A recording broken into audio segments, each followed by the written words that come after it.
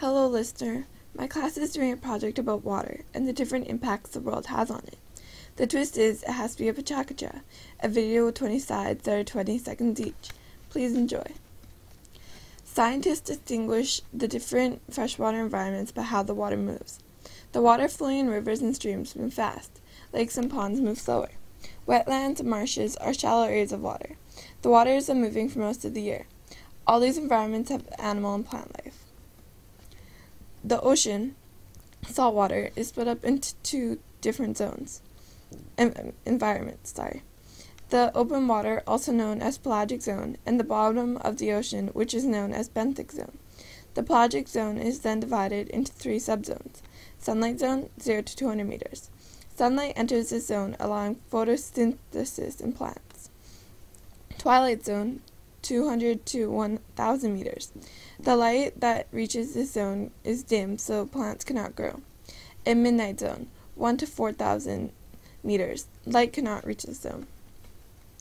The benthic zone is only divided into two subzones. Abyssal, 4 to 6,000 meters. This zone is at the bottom of the ocean. The temperature reaches freezing and water pressure is extremely large. The second zone is Hadal, which is greater than 6,000 meters. This zone can be discovered in the deepest ocean trenches. Organisms that live in each environment. In freshwater environments, the variety and quantity of organisms depend on how far down into the water sunlight reaches, how much nutrients are in the water, how deep the water is, how fast or slow the water is moving, and the oxygen level of the water. Some organisms can live in all or any mix of factors there are. For example, the stickleback fish can adapt to whatever environment there is in fresh water. However, a stickleback from one lake can be very different from a fish from another close-by lake. The reason for this is they get accustomed to their environment they're living in.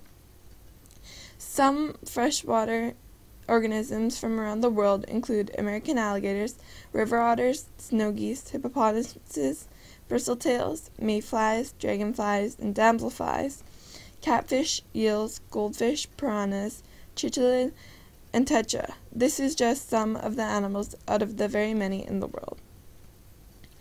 On to saltwater organisms. In the pelagic zone, there is an abundant supply of food, and sunlight warms the water. Plankton and algae provides food for the other organisms and the organisms in the ocean. Those plants and animals are eaten by fish, then eaten by larger animals in the ocean. This process is known as the food chain. About 90% of all sea creatures live close to the surface of the ocean, and about 10% live in complete darkness. A lot of animals rely on bioluminescence, which is the ability for certain animals to light up from a chemical reaction. Sea creatures come in many shapes and sizes. They can range from a teeny microscopic organism to a giant blue whale. Large fish are found in colder, deeper water. Water that is shallow and warm, found near the equator, provide a home to many small fish and plants. Humans affect these environments by polluting a whole lot. Although organisms can break down a lot of the waste, we are still dumping too much in. Polluting can be point source and non-point source. Point source is pollution caused directly, and non-point source is caused indirectly. An example of point source is oil spilling out of boats and cars.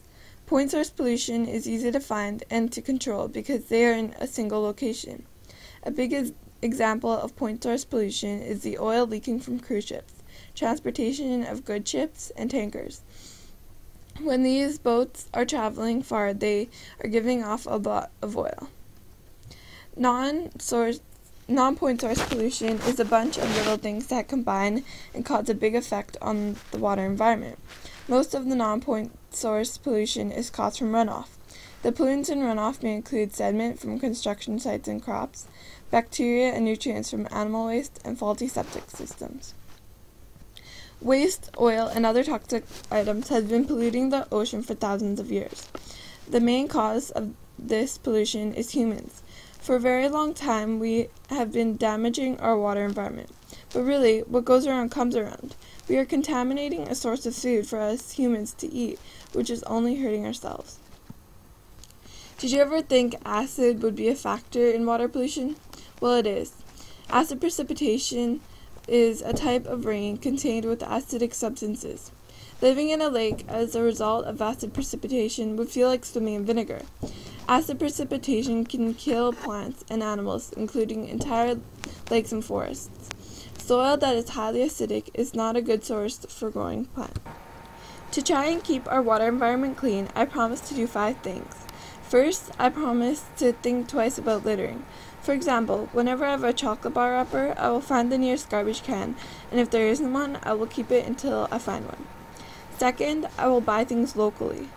Instead of buying something that has been shipped from Thailand, I will check and see where it's from, and choose the one that has been brought to me from a closer place. Thirdly, I will dispose of animal waste appropriately. Rather than leaving dog waste just lying on the ground, I will make sure that it's disposed in the right place, where it won't harm our water environment. Fourthly, I will travel less on water, or at least travel with a non-oil using boat. Instead, I will choose to go another place where it doesn't require a boat. And if it is mandatory that I travel by boat, I will go that time but choose not to another time. And fifthly, I promise I will lessen the amount of seafood or freshwater organisms that I consume. I will choose to eat other meat if necessary, or I will simply not eat any meat whatsoever at that meal. I would like to thank you for watching this video. I hope you enjoyed and learned lots from it. This slide is a list of references where I got my information from.